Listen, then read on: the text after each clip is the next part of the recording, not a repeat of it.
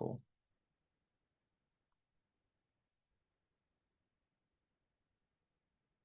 All right.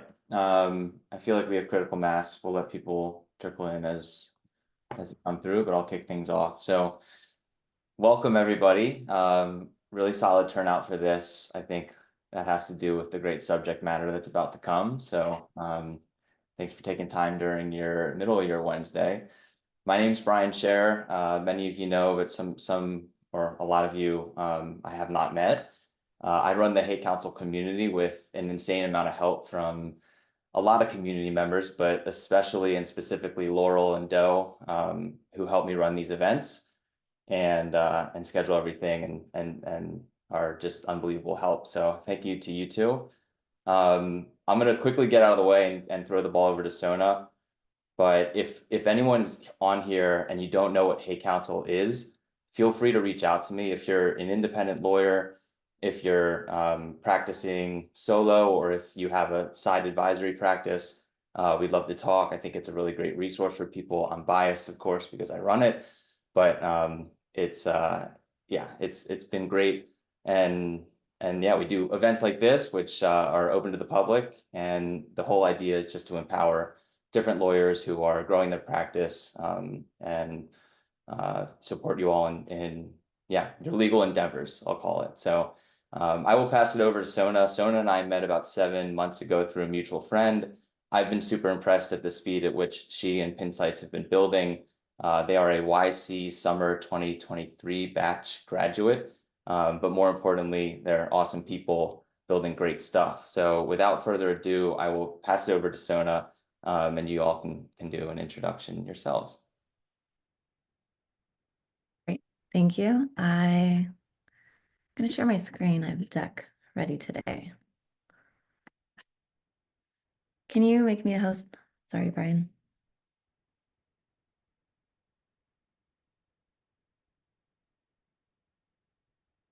Cool. And then while you're doing that, I'll just give an overview of what I'm going to be talking about. But we'll be talking about all things playbooks today, when it's appropriate to make them, what to cover in the playbook, how AI is changing how we think about playbooks and why they're important, and just how I think that we've seen customers approach the playbook creation process. So if we can share some best practices, I'd love to do that. There we go. Then I believe all of you can see a slideshow now.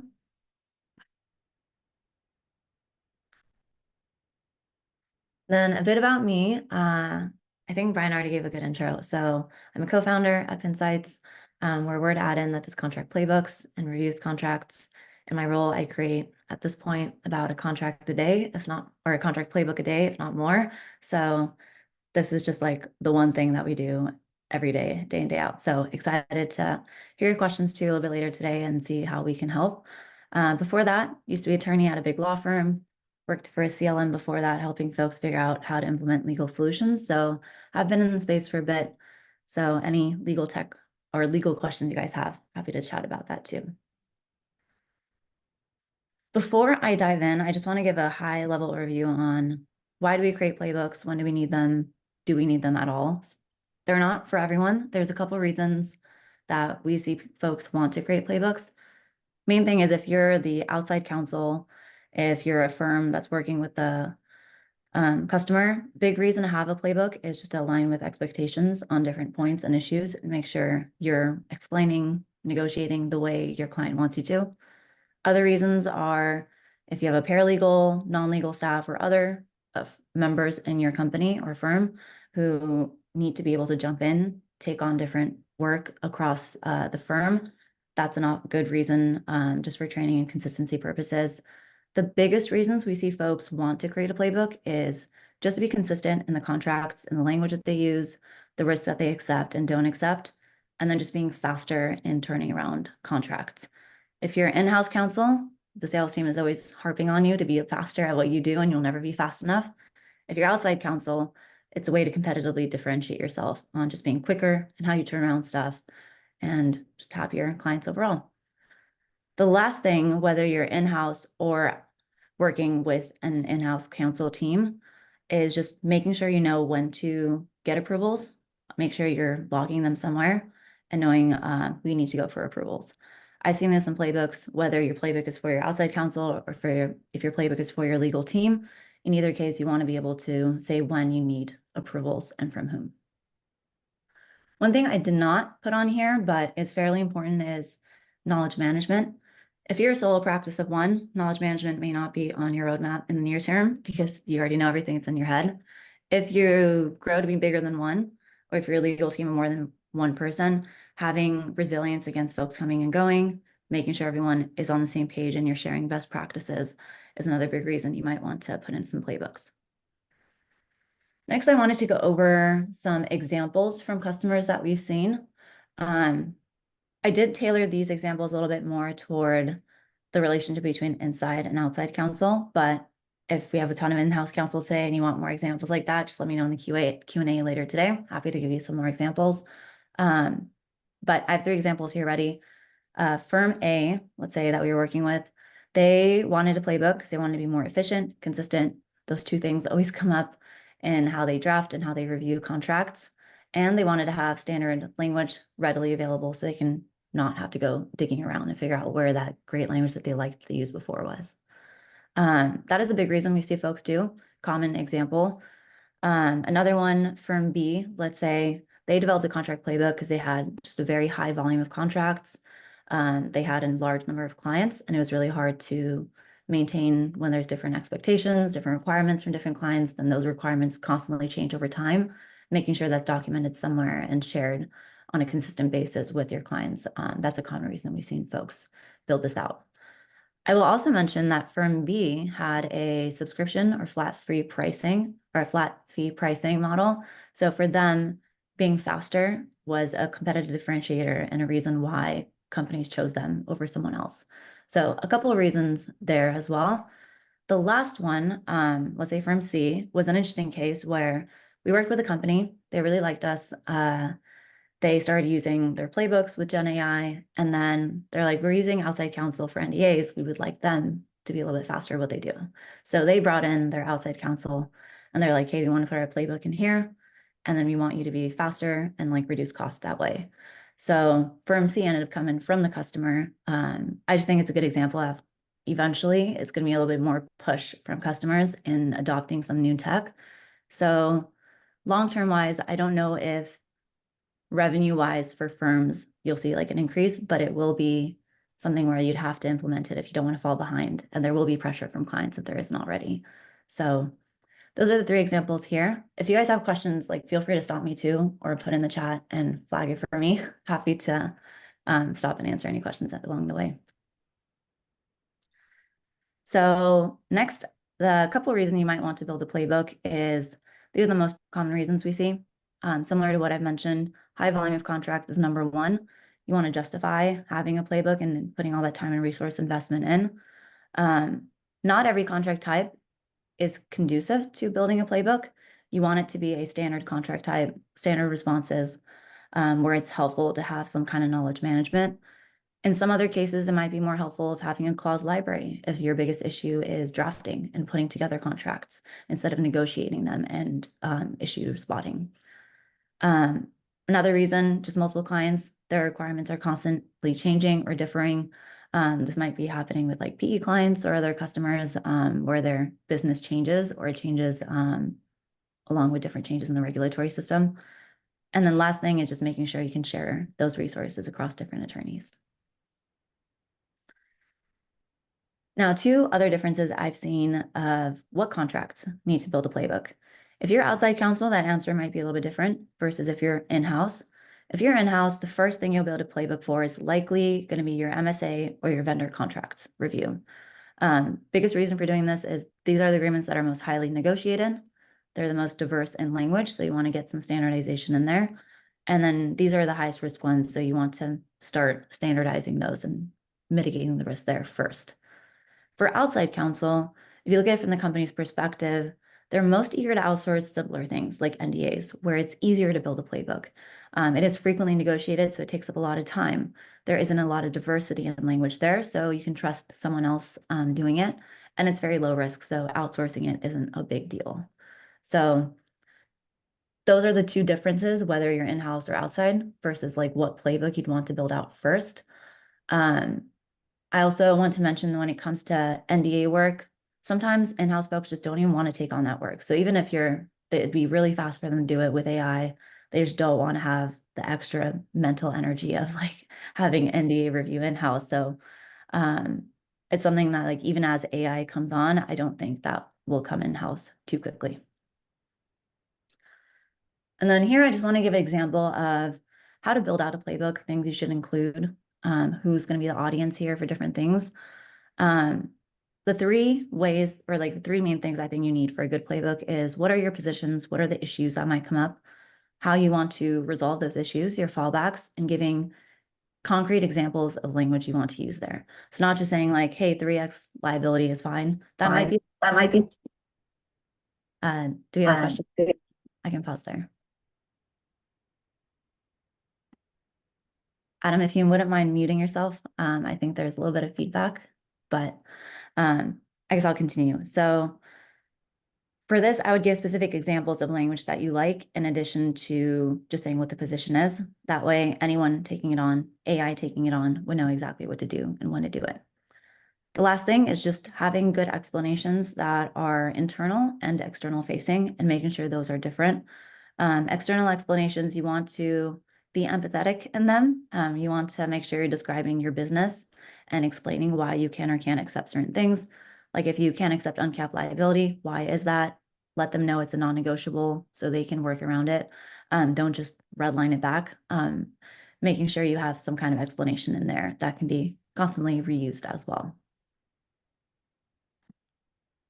So some common formats, if you don't have a playbook already that we've seen, I always think I've seen every single format a playbook could live in, and then I get a new one. So attorneys are constantly innovating in how they build their playbooks, but main format is some kind of Word table. I think that's the best. It's easy to format in Word, edit, copy, paste, do anything you want in Word. I know Word table isn't the easiest to use, but from a document sharing perspective, I think it's great. I've seen memos to outside counsel, less helpful, but it just like takes a long time to read if it's even a 5-page memo, and figure out what they wanted, and coming back to that over and over again isn't the easiest flow. I've seen Word templates where you just take your template agreement, you add some footnotes, highlight a bunch of text in the agreement. I would say that's probably less helpful because you're constantly referring back and forth to every language in the footnote and the document, but it is something we've seen. Some firms we've seen use Google Docs and share that with their in-house counsel, and both folks are okay with Google Docs. It's been very few numbers. I think I've seen 2 of them do it, but they were really happy with it and the customer is really happy. And then another common one, I think after Word tables is Excel Google Sheets tables. I would try to avoid this. It's really hard to copy paste correct formatting out of a Google or any Excel spreadsheet table into another Word document that you're working in, and to like keep the constant bolding and all the different formatting that might be in there. Excel kind of gets rid of it.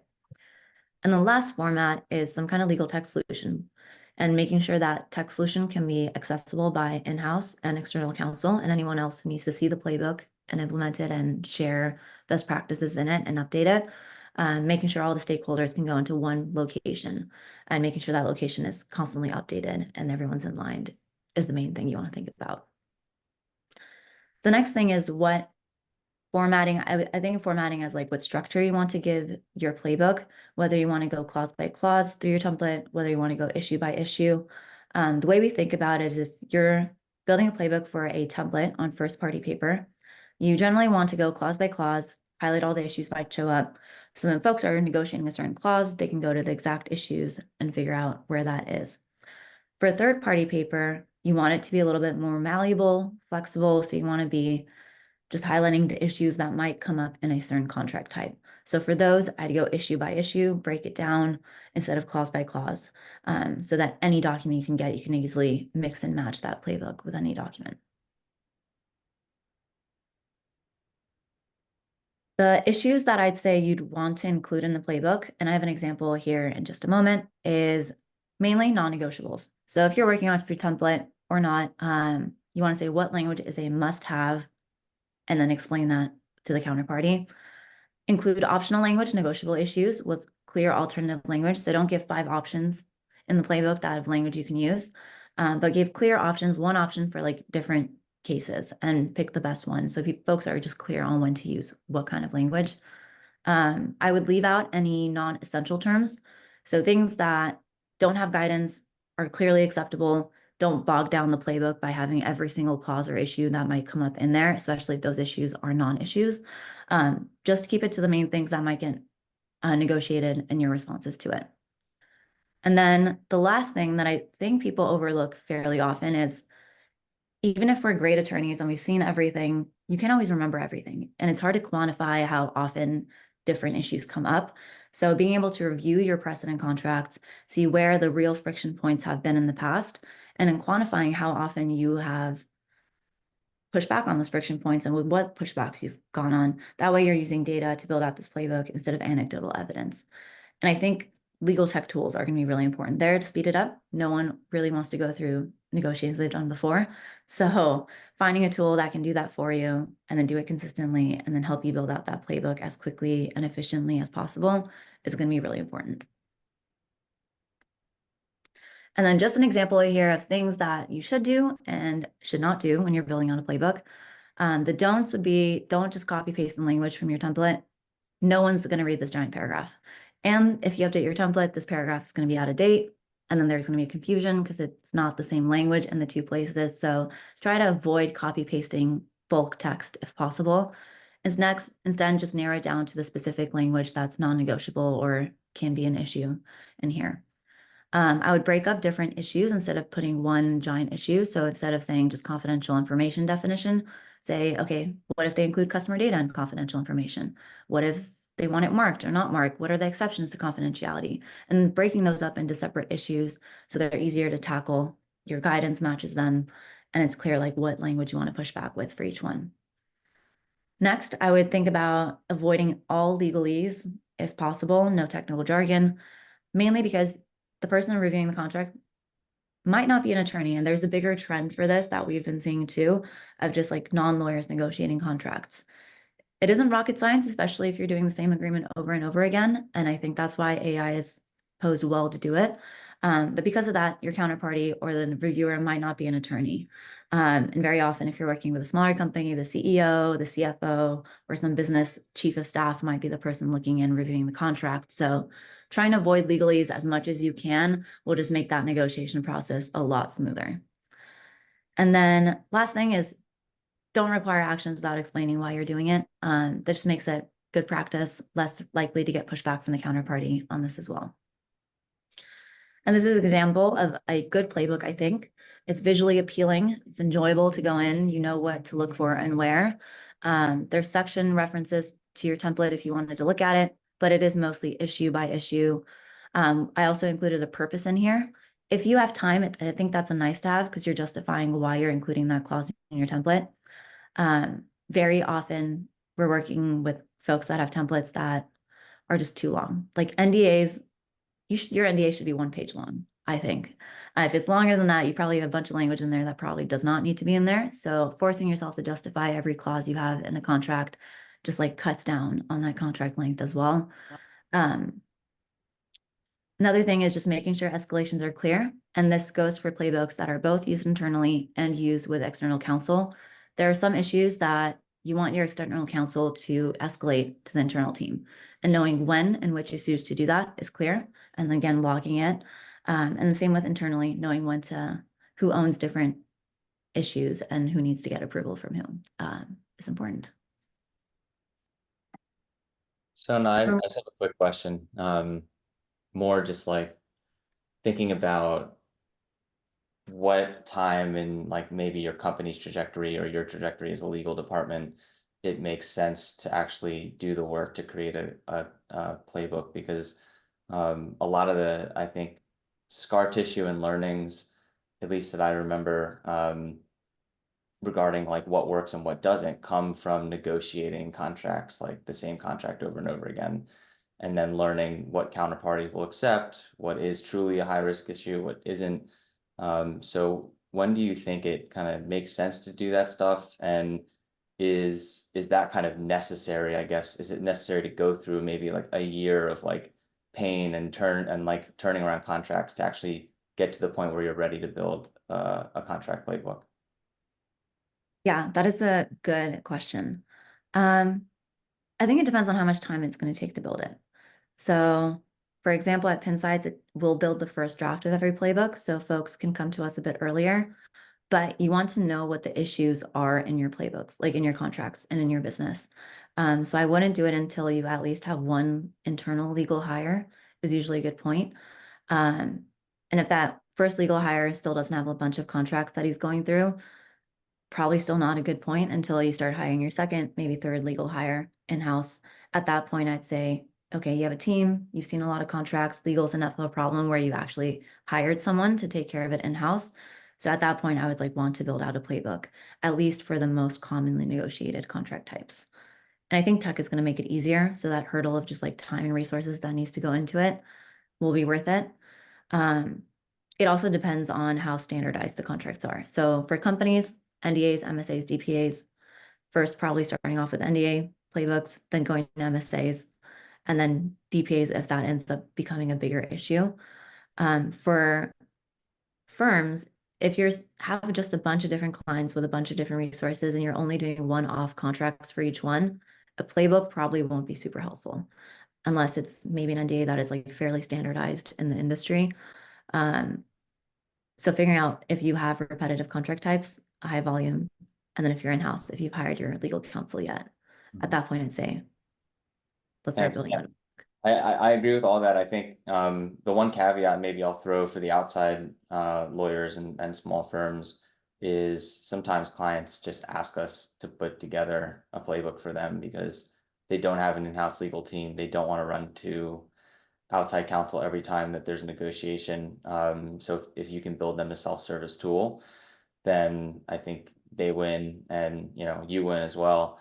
So yeah, it's like I think it in the end, like it's ultimately if the client wanted or if you think it would be beneficial, it oftentimes makes sense to do that work. But I would still say it is really helpful to see how those like building a contract playbook for a brand new company is kind of a pointless effort. I think the company needs to have gone through um, maybe let's call it like 6 months to a year of like painful contract negotiations and pushing the same paper around to really know what makes sense to build a playbook in the first place. So, and then you can kind of step in and help them with that. So, yeah, no, I agree with everything. Just wanted to throw that caveat for the outside lawyers here. I love that. No, I mean, we get a lot of founders reach out to us who are at seed or earlier. And I'm like, we could build a contract playbook for you. Like that's what we do, right? But I'm like, do you even know what's important for you? You still probably want an attorney on this, thinking about all these issues that are coming up, especially since you're an early business. And even having some playbook is probably better than nothing if you were looking at it as like a non-lawyer. But some issues I'm like early on, probably just want a lawyer thinking about it a couple times before you start standardizing it in any way. Cool. The last thing I wanted to talk about playbook wise is just maintaining it.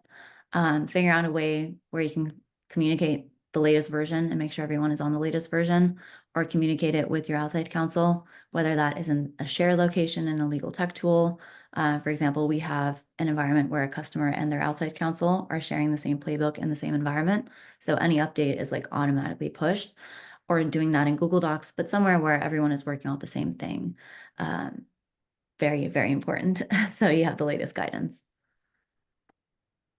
So I guess looking ahead, we talked about a little bit of some of this already, but time is going to be the biggest obstacle to building a good playbook. And then making sure the value you're getting out of it is aligned with the cost. Um, Last thing is just making sure that any tool you take to integrate, whether it's AI, Gen AI, or anything, integrates with your current workflow and you're not changing things by just becoming better at what you do. The way we think about it, if you're going to go get a Gen AI tool or you're looking at how to integrate that in your current workflow when it comes to playbooks or negotiation or anything, is number one, you want to try the tool before you buy it. There's a gulf between building a really good demo and building a tool that's going to be useful in your everyday practice. So For example, at Pincites, we give a month-long free trial. We want folks to actually use the tool, verify that it's helping them on real contracts as they're getting them in. That way they don't churn. That way you know what you're buying. You know that this is actually a problem that you need to solve. And some folks are like, hey, I don't actually have a lot of contracts that I negotiate. I only use this tool twice over the last month. So maybe it's not worth the cost of implementing an AI tool in this problem. So definitely just making sure you try out a tool, not just trusting a demo before you buy it. Next thing, just want to highlight AI is not a magic wand. So to get good results from any AI tool that you bring in, or even ChatGPT, you want to make sure you take any problem, break it down into very small, simple steps, and then go through those steps to build those steps together to get a result you want. So for example, for Pincites, we do over 100 requests to analyze just one contract. And that's because we break down every issue into very smaller things and then go through each of those to get the different results that generate all those different things that you see in the red lines, the issue spotting, the sources, and all that. Lastly, is the user interface for AI, at least in the midterm, is going to be really, really important. Just making sure it's incorporated in places where it's okay, where the AI isn't 100% accurate, especially where things are based on even the playbooks. The AI might be accurate, but I mean, it might get confused. Your playbook might not be super clear. We see a lot of times folks will say, if appropriate, add in this piece of language.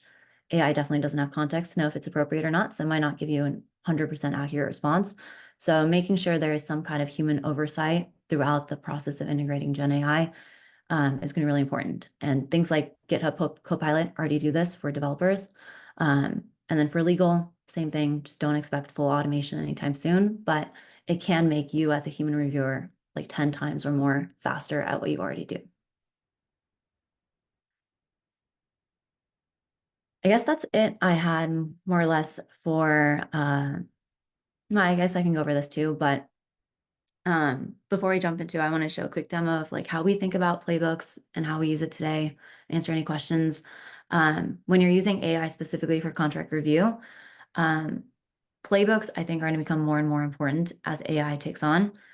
Using AI just forces you to codify knowledge. You need to give out directions, say what you want in different things. You can't just expect them to learn over time. So playbooks are a way to do that. And just making sure that you're consistent and thorough in how you do things. Playbooks are just going to become more and more important in the contract review cycle. I would caveat that AI is good at some things, but not at other things.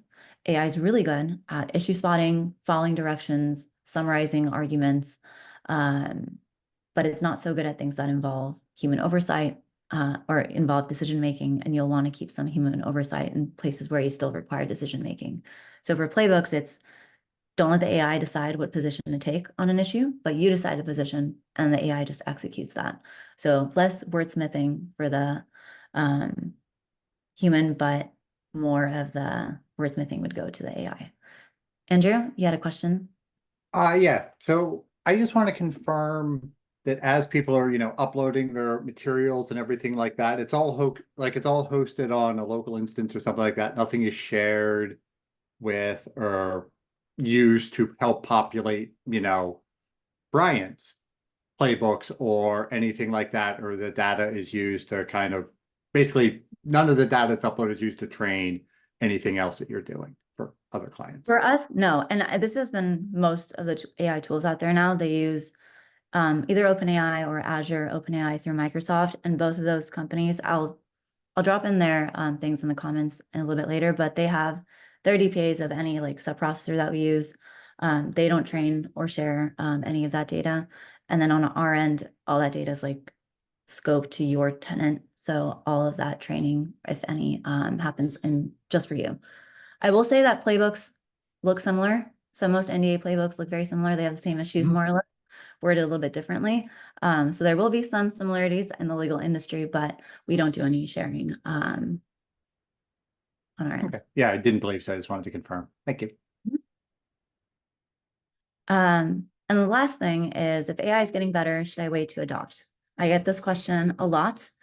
I would say probably not. It still takes a lot of time to build out a good playbook, figure out what you've done before, figure out what workflow you want to put AI in, and then learn how to work with the AI to get the results you want. So that is a learning process. The folks that we ended up, our very first customers, I think have a little bit of a head start versus the ones that are just joining and doing that because they started early, began working with AI and build out those workflows. And if you find a vendor you like, you can tell them what you want and they'll probably build it the way you want it. So there's a little benefit there of working with a company and helping them build out the tool with your feedback. And then some closing notes here. We can drop this in there, but I have a template that I think I put together, like of all the playbooks that I've seen, this is like the best format if you're going to create a playbook to do it in. We'll drop that in the chat. And then if you guys have any questions after this, feel free to reach out to me, ask. I am happy to share any resources or answer anything. I guess with that, we can jump into a really quick demo if everyone's up for it of what we do at Pincites, how we go through the playbook creation process, what it looks like to implement it in practice. But, oh, thank you. Gray put in the 2 privacy policies. And then Gray or Miriam, do you want to put in the chat the playbook template so folks can download it too if they want? And then with that, let me pull up a document here and I can show you what we look like in practice. So where we're to add in, we want to be where folks are. I think it goes with the theme of not disrupting workflows that already exist, but building within them. And I think legal tech is getting better and better at doing this. But the idea would be your playbook would sit next to you in Word. We built the first playbook for anyone off their precedent contracts and your template. We can build a fairly good template or playbook using your template. It takes about a day or two. And then folks will generally send us like, hey, here are 5 red lines that I got most recently. This is generally what I like to do. And then we'll take all the trends we see there, codify it for you, throw in some stuff that are just industry standard and what we think are common issues and good explanations. And then your playbook would be sitting right next to you in Word here. In this case, it's just DPA I downloaded online. There's a lot of things wrong with it. It's a little bit older one. So the idea would be I can take my playbook here, run it across the document, and I'll give it a second to run. And the AI will do the heavy lifting of just comparing every issue that comes up in my playbook with my whole document, figuring out where the issues are located, pulling from the playbook and wordsmithing all those issues in. And then in a perfect world, if I got this playbook out to be very robust, I could just go through these 13 failed issues, resolve them, and probably wouldn't have a whole lot more work to do. But the idea here would then be you can jump into these issues, get a summary of what the problem is, jump to the location of where that problem is found, and then we'll help you apply different issues if they all affect the same clause. We'll group those all together and you can apply it as one big red line. Or if you want to see exactly for this issue, what is the suggested language I want to get back, and an explanation to the counterparty of why we push back with these red lines. And then if I like this, I can take it, drop it into Word, shows up as a red line and a comment from me. There's no weird formatting changes or content controls or anything that pops up in there. But this is what we're trying to do. We're trying to get really, really good at this, getting quick at building out very good, robust playbooks that work well with the AI and work well with a human, and just getting your results better and better over time. I didn't show it here, but you can also, we don't have training per se, but if the AI got the red lines mostly right, but you want to change some stuff, you can change it and then create more of a clause library asking the AI to learn from it. It won't train anything, but it will save this as like, hey, this is language that owner really liked. Let me try to use that again next time it comes up. And you can build out a clause library of language that you've liked, that you've used before. That's essentially it in a nutshell. I want to turn it over to you guys. Would love to hear your questions, see how I can help. I'll kick it off. Thank you, first off. The whole thing was great. I learned a lot, and I'm like so glad we're here at this point in time with Gen AI, because I do think a lot of the things that lawyers don't look forward to, if they use tools like these and they can get used to using tools like these, a few years down the road, we're all going to be better and happier for it, despite the existential kind of scary stuff that is coming down the road as well. But it's really, yeah, it's really cool. So thanks for showing this off. I do have a question on building the playbook with Pincites. Would you be able to explain what that process either looks like or goes like with your team, how would one go about building their playbook with you all? Yeah, we build the first draft of any playbook. And then we work with folks to refine it, make sure the results and the prompt or the positions are all the things that you want. We do that we have a set of default playbooks already in the system of like, hey, if you're looking at an NDA, if you're looking at a DPA as a processor, controller, or an MSA, and a couple other contract types, what are things that you would want to look for generally? And there's explanations and citations to laws and where places it's relevant for those. And I think those are like good best practice. But to get a good playbook that you would use in your everyday workflow, you kind of have to customize that to your templates and the issues that you care about. So to do that, we ask for a couple redline examples. 5 is enough to get a fairly good template or a playbook out of just like heavily redlined contracts that you recently did. Some folks will send more than that. They'll send a couple hundred of just like recent red lines that we've seen. And then we look for trends there of what are the common issues you care about? What are the common things you get pushback from the counterparties? How do you resolve those? How do you talk about your business in the comments? And then we do the heavy lifting of codifying all those trends that we see in the playbook. And then that doesn't take very long. It takes about a day or two per playbook. We have a lot of stuff that speeds it up on our end. And then we work with folks to make sure that those positions are actually the ones they want. But it's a lot easier reviewing a playbook that's already been built than trying to draft the whole thing from scratch. That's cool. It's nice to know that you guys help out with that part, because I think that's also one of the biggest pain points is actually getting started building the playbook out. So that's really cool. Yeah. There'll be folks, we do say like, please look at the playbook once, like try to work with it. There'll be folks who are like, oh, I don't want to look at it ever. It's still like your positions and stuff. So we always want folks to be engaged in that process too.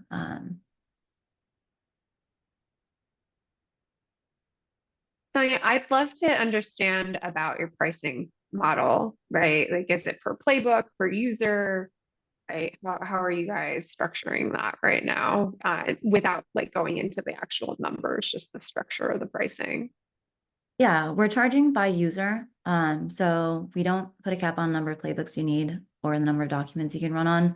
Folks generally think about it, I think, internally by user and how much faster it makes each person. So that's how we want to do our pricing too. Great. And then I can read off some of the questions in the chat. So the first one, when your tool is looking at third-party paper, can your tool incorporate dollar value positions, basically highlighting only appropriate positions and not everything? I think this is really getting like, if the deal size is 500,000 versus 10,000, right? You're probably going to have different positions. How does your tool handle that? Yeah. So we don't have that yet, where you can have the playbook and then automatically pick the right positions based on like the dollar value. It can make edits to like sections based on dollar value, but folks generally do it by they'll build out different playbooks for different types of profile customers. So like bigger deals, they'll have like a more robust playbook on things that can be negotiated. Some folks will say, hey, if it's less than 25K, most things are non-negotiable. These are the only 3 things we're allowed to like push back on. So they'll just have different playbooks for those different profiles. But the playbook won't automatically adjust based on the dollar value. Great. And then the second part of that question, I think is, can your tool differentiate between agreements like NDA, master agreement, partner agreement? Meaning, I think, can they automatically differentiate? Yeah. We don't automatically differentiate. You generally have a playbook for each of those different types. And it's like, hey, this is the MNDA playbook. I'm looking at MNDA. So when I open up Pincites, I'm just going to select and apply that playbook. It won't automatically select the playbook, but it is like a one-click process. So you'll have different playbooks on the different contract types you see. Great. And then the last question I see is, how do you find patterns in the redline documents? Yeah. I mean, kind of like how a human would. You would go through the documents and then see what comes up most often, and how you get pushback. But the other part goes, I think, a little bit more into the tech. I don't know if you have like more specific question here you'd want to know. Essentially, it's like just going through the documents saying, okay, like this clause got pushed back. X amount of times. And this was the response that came out of it. And then we'll see, okay, the most common changes, and then use that to build out the playbook. Gotcha. I think what folks are maybe asking for, what I'd be curious about, from like my in-house experience is you guys don't currently have like a dashboard or something that's like, hey, you've put through 50 master agreements and section 7.4 got redlined in, by the customer in 46 of them, right? You don't have that right now. Not in the tool yet. That is something that we're thinking about on the roadmap and we want to build out, but I think it's a little bit down the line, but it is something we want to do. Right now, it's like on our end, but if folks want to see that kind of data, we'll share it. But it is not in the tool yet. Great. Are there any other questions from the folks on the call? You can either feel free to put it in the chat and Brian and I will moderate, or you're more than welcome to come off mute and ask.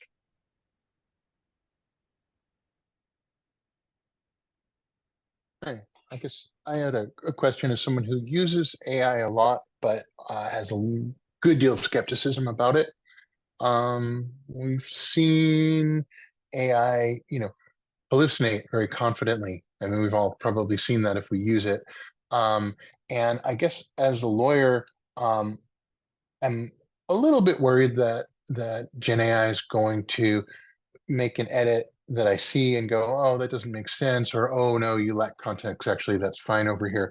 But what I'm really frightened about is it's just going to miss something, and then it wouldn't be a red line, and you're in the mindset where I'm only looking at changes, and it's not going to get flagged, and then you're not really doing your job as a lawyer. So how do you work through that challenge?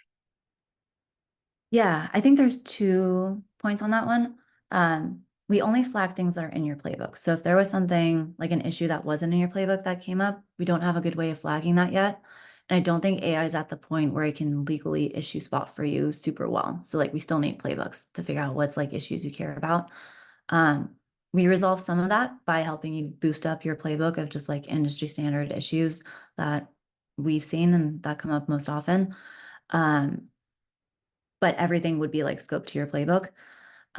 Because we break down each of the responses into like very small steps for the AI, it is rarely wrong, if at all.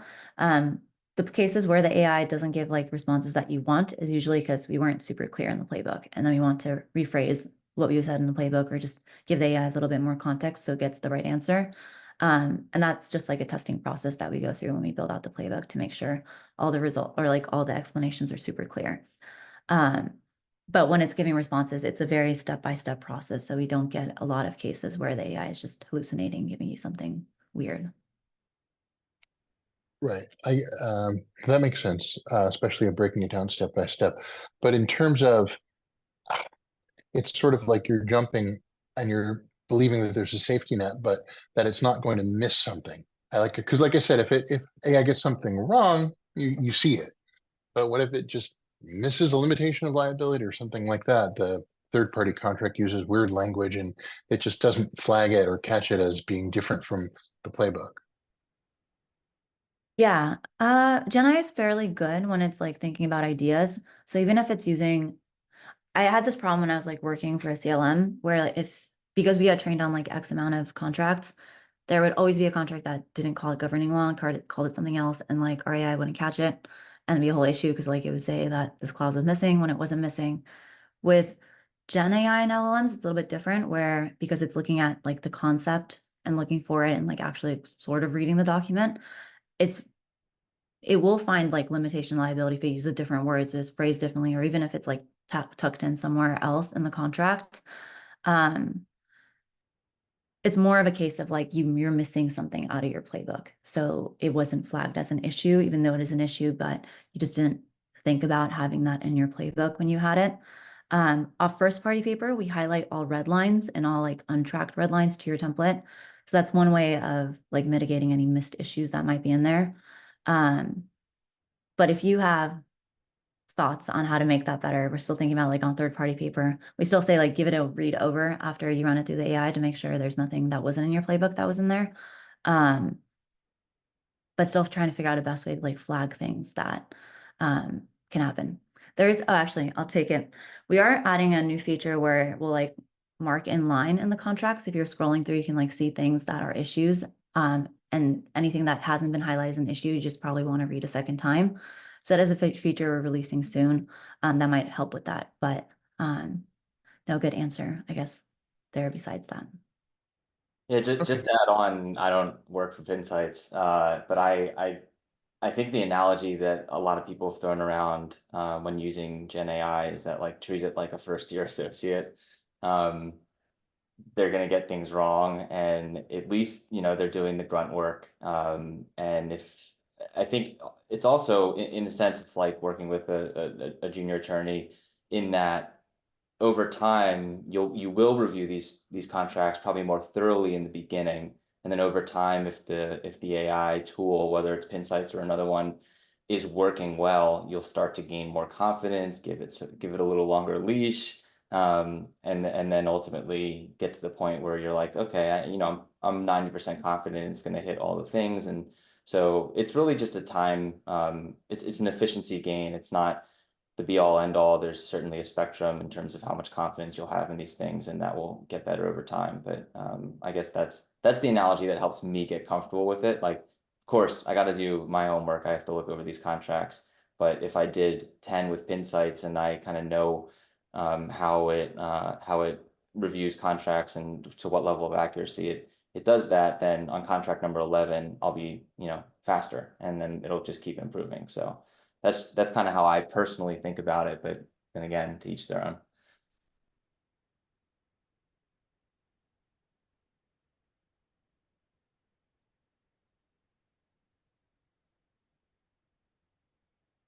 Do we have another question? I think John Castro asked when your tool is looking at the, oh no, this was already asked, right? Yeah, okay. Cool. Any other questions from anybody?